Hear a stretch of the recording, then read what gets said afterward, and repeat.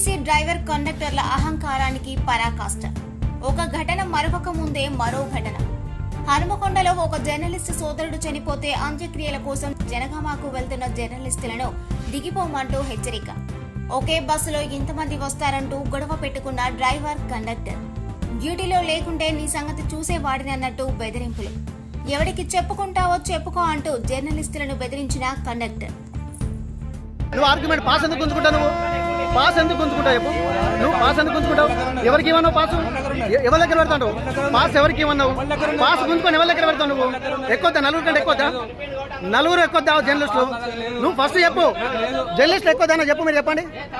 ఎక్కువద్దా? నలుగురు ఎక్కువదా? చెప్పు, చెప్పుని.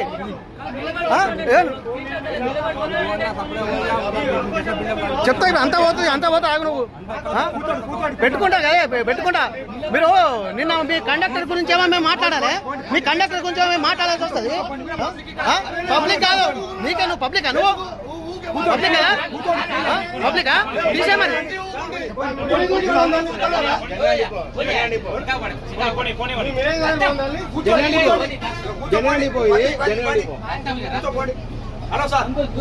మీ జనగం డిపోలో అవుతారు కదా, మీ జనగాలు మీ కండక్టర్ అయితేనే మేము వచ్చాము.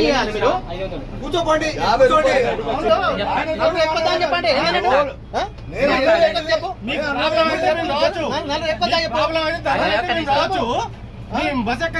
చనిపోయిండా? ఒక విలేకరి చనిపోయిండు, అక్కడ పోతాను అడిగింది కదా. నువ్వు ఏమడుగుతున్నావు?